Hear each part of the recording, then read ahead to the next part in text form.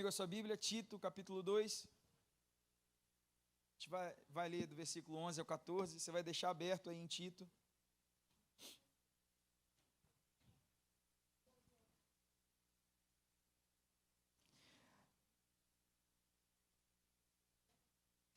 Aí eu vou te ajudar nesse momento que eu estou ouvindo burburinhos. Talvez você não consiga fazer, por uma questão de saúde, por outras questões, você não consiga fazer o jejum determinado. Mas, pastor, eu não posso fazer o jejum de... É verdade. Glória a Deus. Irmão, é puro óleo. Talvez você não consiga fazer o jejum que está aí no papel por uma questão de saúde, mas então você faz um jejum alternativo, adapta para a sua realidade. Talvez você trabalha pesado e você fala assim, pastor, meu Deus, não dá não. 12 horas para mim me mata. Então, corta, muda outra coisa, faz alguma coisa, adapta o teu jejum, mas esteja com a gente nesse propósito. Vai ser bom demais. Ano passado a gente fez, foi bom demais, esse ano vai ser melhor ainda. Glória a Deus. Sem mais delongas. Tito capítulo 2. Se você é daquele que gosta de anotar, o título dessa palavra é a graça libertadora. Olha para o teu irmão aí e fala assim, a graça... Não, me ajuda aí, olha para ele e fala, a graça libertadora. A palavra diz assim, ó, versículo 11. Porque a graça de Deus se há manifestado, trazendo salvação a todos os homens, ensinando-nos que, renunciando à impiedade e às concupiscências mundanas, vivamos nesse presente século sóbria, justa e piamente, aguardando a bem-aventurada esperança e o aparecimento da glória do grande Deus, o nosso Senhor Jesus Cristo, o qual se deu a si mesmo por nós, para nos remir de toda iniquidade e purificar para si um povo seu, especial, zeloso e de boas obras. Curva a tua cabeça, fecha teus olhos. Pai Santo, obrigado, Senhor, pela tua presença nesse lugar. Obrigado por tudo que já aconteceu aqui nessa manhã. Ah, Deus, que momento de louvor glorioso que nós tivemos aqui. Que presença agradável que é a sua. Nesse momento eu te peço, ministra aos nossos corações a tua doce palavra. Tua doce, porém poderosa palavra, que abala toda a nossa estrutura. Ah, Deus, que essa palavra penetre em nossos corações, Senhor, como uma espada de dois gumes. Ah, Senhor, que ela venha, Senhor, trazer verdade para o nosso coração, revelação a nós. Ilumina, Senhor, o nosso coração para o entendimento. E que todo espírito maligno que traz confusão caia por terra em nome de Jesus. Que toda deturpação da palavra seja repreendida em nome de Jesus. Reina em nós, ministra em nossos corações, em nome de Jesus. Você pode dizer amém?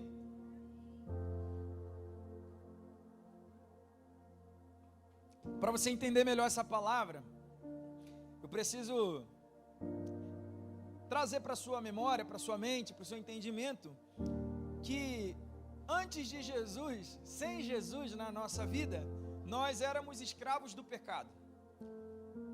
Quando Jesus entra no nosso coração, quando nós aceitamos a Jesus, Jesus traz libertação para nós.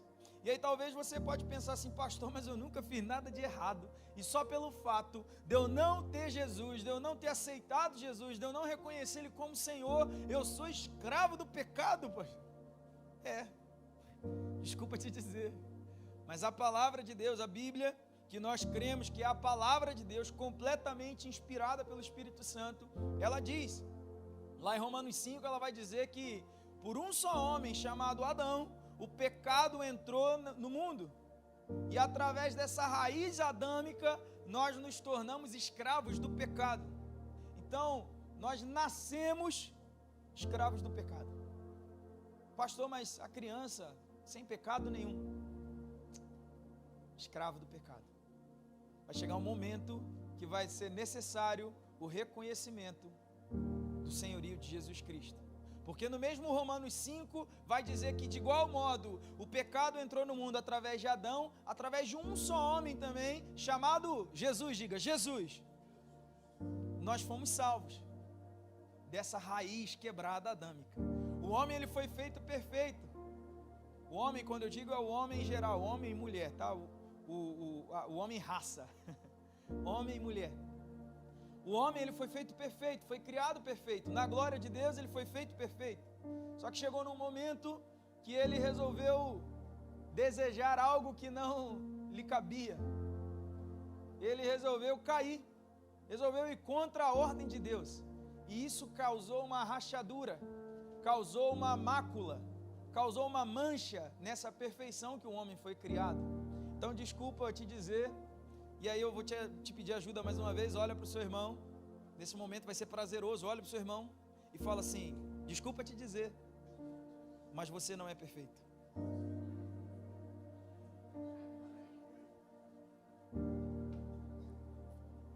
Para alguns isso foi prazeroso. Então, através de Adão, antes de Jesus, nós nos tornamos escravos do pecado, aprisionados por Satanás, condenados à morte eterna. Mas Deus nos queria de volta, criou um plano perfeito de salvação. E desde o Gênesis, esse plano já começou a ser feito. Lá no Gênesis já tem o proto-evangelho, quando a revelação de Deus vem, quando a palavra de Deus vem contra a serpente, que fala assim, ó, o filho do homem, a raiz da mulher, o filho nascido da mulher vai pisar na cabeça da serpente. Ali já era a revelação do evangelho. O que Deus estava falando? Deus está falando que nos queria de volta. Ele queria restaurar esse elo perdido, essa aliança quebrada. E aí ele envia Jesus. Jesus morre por nós. E aí você já conhece muito bem a história. Provavelmente, se nem cristão você é, com certeza você já ouviu. Jesus, ele morre por nós na cruz. O sangue de Jesus nos lava do pecado. E é feita uma nova aliança através do sangue. E por isso nós estamos hoje aqui ceando. Nós vamos cear no final do culto em memória dessa aliança, em memória desse sacrifício, celebrando essa nova aliança. Então, vou te pedir mais uma vez, você vai olhar para o seu irmão, mesmo que você falou que ele não é perfeito, olha para ele agora, fala assim: mas Jesus quer consertar você.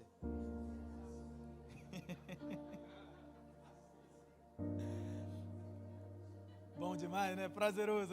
Tá boa a palavra hoje. Você está falando tudo que você queria falar, né? Nesse texto aqui que nós lemos em Tito, é uma carta, é Paulo dizendo para Tito. Tito aqui está em Creta, e Paulo está dizendo assim: Tito, fala para esse povo a respeito da graça de Deus. Conta para esse povo, Tito, esse amor que nos encontrou. Fala para eles que esse amor nos deu vida. Conta para eles, Tito, fala para eles que nós somos um povo exclusivo de Deus. É isso que Paulo está dizendo. Paulo escreve essa carta para Tito e fala assim: conta as boas novas do Evangelho. Fala a verdade, conta a raiz, a razão. Porque às vezes a gente está vivendo e começa a esquecer a razão do Evangelho. Às vezes a gente vai vivendo um Evangelho vazio, em que a principal mensagem nunca é pregada, que houve alguém que morreu por nós para que nós fôssemos livres do pecado, e Ele nos compra com sangue para que nós nos tornemos um povo exclusivo dEle. Essa razão do Evangelho muitas vezes não é pregada. Muitas vezes a gente só entra na igreja e a razão do Evangelho é: venha para a igreja porque vai haver prosperidade, você vai mudar de vida. Venha para a igreja porque você vai enriquecer. Venha para a igreja porque você vai receber um milagre. Venha para a igreja porque você vai transformar tudo.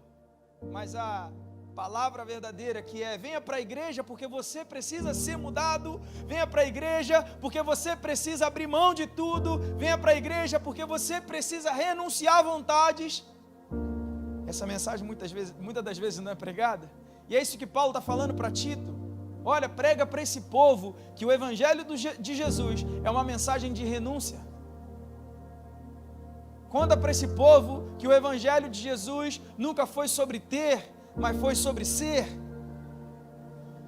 Conta para esse povo, Tito, que o Evangelho de Jesus custou sangue. E se a gente falasse humanamente, somente, porque aqui a gente está pregando uma mensagem bíblica, espiritual, falando sobre Jesus, algo que transformou a nossa história, não só a nossa história, mas transformou o mundo. Mas se a gente pregasse essa mensagem humanamente, se eu falasse assim, ó, para nós estarmos aqui, alguém morreu no seu lugar, humanamente falando, só isso já seria suficiente para estarmos aqui. Porque não existe nada que pague sangue. Não é verdade? Existe alguma coisa que pague sangue? Alguém vai lá, pula na sua frente e toma um tiro no seu lugar. Essa pessoa vai ser o herói para o resto da sua vida. Você sempre vai ser grato a ela, humanamente falando. Quanto mais espiritualmente falando, que nós estávamos condenados a uma morte eterna, que nós estávamos condenados a um castigo eterno, e aí Deus vai e envia Jesus. Jesus vem, o Filho amado, o único, morre no seu lugar, assume os seus pecados e assume o castigo que lhe cabia, para que a sua vida eterna não fosse morte eterna, mas se tornasse realmente vida eterna. Esse é o Evangelho de Jesus, amém? E baseado nesse texto de Paulo, para Tito, nessa carta, eu queria deixar algumas chaves, trazer algumas chaves para nós nessa manhã. A primeira delas, se você é daqueles que gosta de anotar, eu te convido a fazer. A primeira chave é que nós fomos comprados por Jesus. No versículo 11, Paulo vai dizer assim, ó: porque a graça de Deus se há manifestado, trazendo salvação a todos os homens. E esse termo salvação, a palavra salvação usada aqui, vem da palavra atilitron. E Paulo usou essa palavra de propósito. Paulo foi intencional, ele poderia usar qualquer outra palavra que desse o tom de salvação, mas ele resolveu usar a palavra atilitron. E atilitron é uma palavra usada numa negociação de escravos. Quando alguém ia numa praça comprar um escravo, ele pagava um preço, e essa liberdade era atilitron, era um valor pago para que essa pessoa fosse liberta. É um valor pago por alguém, atilitron. Um preço foi pago. Houve um preço, você era escravo, foi comprado com um preço, e esse preço foi sangue. Quantos estão comigo até aqui? Muito se prega sobre o Evangelho da graça, e é verdade, eu estou falando para você aqui sobre a graça libertadora, mas a graça custou algo, porque a graça não foi de graça. Tem muitas pessoas que vão pregar e vão falar assim: não, mas é pela graça. Sim, a graça de Deus custou algo, porque o Evangelho de Jesus para Ele próprio foi renúncia, porque Ele próprio deu a si mesmo por amor a nós. Então esse Evangelho, que talvez você crê que é de graça, ele custou algo, ele não foi de graça. A graça não é de graça. Queria deixar uma história para você. Você que já caminha com a gente, você sabe que eu gosto de contar história, então eu vou contar uma história para você. Tinha um homem que ele queria vender uma casa, e essa casa ela estava custando $2.000. Bom, né? Vou comprar agora essa casa. E ele estava vendendo a casa por $2.000. De repente vem um outro homem comprar essa casa, só que ele não tinha o dinheiro completo para comprar. E aí eles começam a negociar, começa a negociação, e o vendedor da casa resolve fazer algo pelo rapaz que estava comprando, e fala assim: ó, vou te ajudar, eu vou te vender essa casa pela metade do preço. O rapaz: bom demais, esse negócio está fechado. Aí o vendedor falou assim: ó, só tem um porém. Eu vou deixar um prego em cima da porta de entrada, e esse prego é meu, nele não pode tocar. Tempo que você tiver a casa, o prego é meu. Tudo bem? Tudo bem. Negócio fechado. Ele comprou a casa pela metade do preço. Negócio bom ou não? Fala sério, bom ou não? Um prego só em cima da porta? Bom demais, hein? E aí passou alguns anos, o antigo dono vem e quer comprar a casa de volta. Ele fala assim: olha rapaz, eu quero comprar a casa de você de volta. E aí o rapaz que comprou falou assim: você está doido, eu não te vendo por nada. A gente acabou de comprar aqui, cantar que não troco por nada. Ele falou: não te vendo por nada, eu não vendo essa casa. E eles negociaram, e ele falou: não vendo a casa, não vendo para você, não vendo de volta. O antigo dono falou: pois tudo bem. Saiu pela rua, encontrou um cadáver de um cachorro podre, e ele pegou aquele cadáver daquele cachorro podre, fedorento, foi lá no único prego que ele tinha na casa, na porta da entrada, e pendurou, e falou para o rapaz, falou assim: esse prego é meu, lembra? Daqui, esse cadáver você não tira. E aí por alguns dias aquele cadáver daquele cachorro foi apodrecendo, o cheiro foi ficando insuportável na casa, o cheiro foi tomando conta do ambiente, e quando o dono vinha e botava outro cadáver de cachorro, e ficava aquele cheiro, aquela carniça fedorenta, algo horrível, insuportável, a ponto do rapaz chamar ele e falar assim: eu desisto, eu te vendo a casa de volta. E o que eu quero te dizer com isso é, se o diabo ele tiver apenas um prego na nossa vida, ele dá o jeito de pendurar o cadáver do pecado nele. E esse cadáver ele começa a feder, começa a exalar o mau cheiro, começa a liberar essa carniça que o pecado é. E ele consegue nos chamar de volta. Ele consegue nos ter de volta. Porque chega um momento que a gente desiste. Então olha para o teu irmão e fala assim: tira o prego da tua vida. Tira o prego. Tira o prego. Jesus ele nos comprou com sangue, sabe por quê? Sabe por que Jesus não te roubou? Por que a palavra não fala assim, ó, Jesus foi lá e nos roubou das mãos de Satanás? Por que a palavra não diz assim? Porque se ele tivesse te roubado das mãos de Satanás, em algum momento Satanás ainda tinha legalidade sobre você, ia te encontrar e falar: esse aqui é meu, você roubou de mim, traz de volta. Sabe por que ele não fez você fugir das mãos de Satanás? Igual as histórias antigas dos escravos, que eles fugiam para os quilombos. Sabe por quê? Porque em algum determinado momento Satanás ia estar te caçando como um capitão do mato, ia te amarrar e te trazer de volta. Fala: esse é meu, esse fugiu, eu tenho direito. Ele nos comprou através de sacrifício. Porque quando é comprado, papel passado, a legalidade termina. Quando é o preço 100% pago, a legalidade termina. Você já deve ter passado pela situação de comprar algo com desconto, ou de ter um serviço com desconto. A pessoa faz assim: não, você é meu amigo, e eu vou fazer para você 50% do preço. E aí você vira escravo dessa pessoa. Quando já tiveram já viveram essa situação? A pessoa ela faz por você por amizade, não te cobra o valor completo. E aí você fica entre: não posso cobrar porque é gentileza, ou mas eu tenho que cobrar porque eu estou pagando. E você fica escravo da situação. É uma situação horrível, não é? Jesus não faz assim conosco. Jesus ele foi lá e fez assim: quanto custa? É esse preço que eu vou pagar, porque eu não quero ninguém reclamando depois. Eu não quero ninguém reclamando posse depois. Jesus não é grileiro. Ele não tomou o seu documento, foi lá e fez alguma coisa e tomou a sua posse. Não, ele foi lá e pagou quanto devia. E nós devíamos muito. Amém? Romanos 8, versículo 1 e 2 diz assim: agora, pois, já não existe nenhuma condenação para aqueles que estão em Cristo Jesus, porque a lei do Espírito da vida em Cristo Jesus livrou você da lei do pecado e da morte. Então o preço pago por Jesus pagou o preço que custava. Pagou o preço exato que custava. Você pode dizer glória a Deus?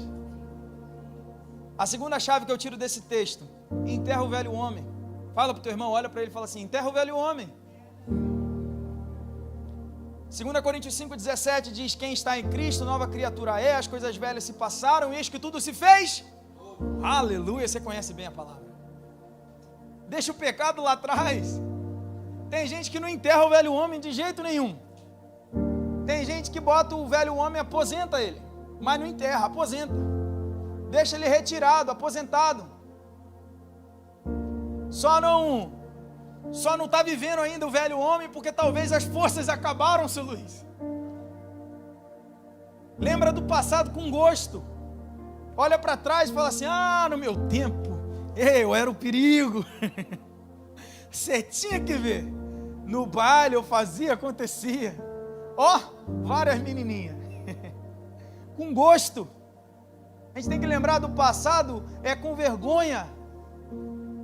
Porque alguém pagou o preço para tirar a gente de lá.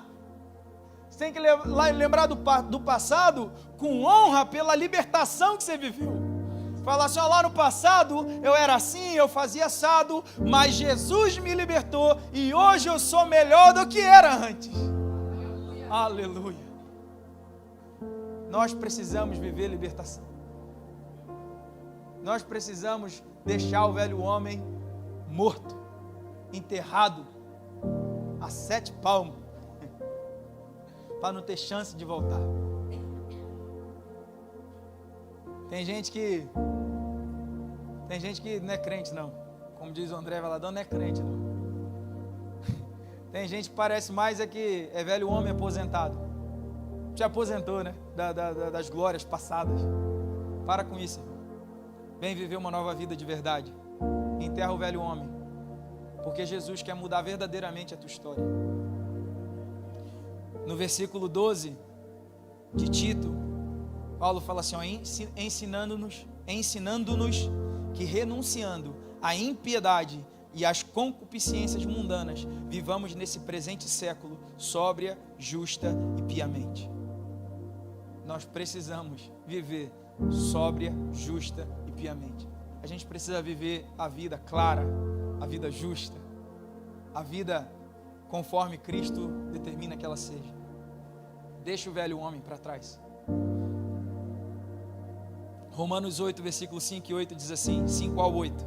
Os que vivem segundo a carne se inclinam para as coisas da carne, mas os que vivem segundo o Espírito se inclinam para as coisas do Espírito. Pois a inclinação da carne é morte, mas a do Espírito vida e paz. Porque a inclinação da carne é inimizade contra Deus, pois não está sujeita à lei de Deus, nem mesmo pode estar. Portanto, os que estão na carne não podem agradar a Deus. Então, enterra o velho homem, começa a andar no Espírito, porque é a única forma de agradar ao Senhor. Amém? Graça e paz, família, eu sou o pastor Felipe Almeida, estou passando por aqui para te deixar aquele abraço. Queria te agradecer por você ter assistido esse vídeo, espero que essa palavra tenha tocado o teu coração e venha transformar a sua vida. Olha, você não pode esquecer, se inscreve no canal, curte esse vídeo, manda ele para alguém, porque vai abençoar a vida de alguém, eu tenho certeza. E mais, por aqui em algum lugar na tela está aparecendo um vídeo, clica nele, assiste, entra no canal, olha as outras pregações, porque eu tenho certeza que vai valer a pena, tá bom? Muito obrigado, Deus te abençoe, fica na paz, um abraço.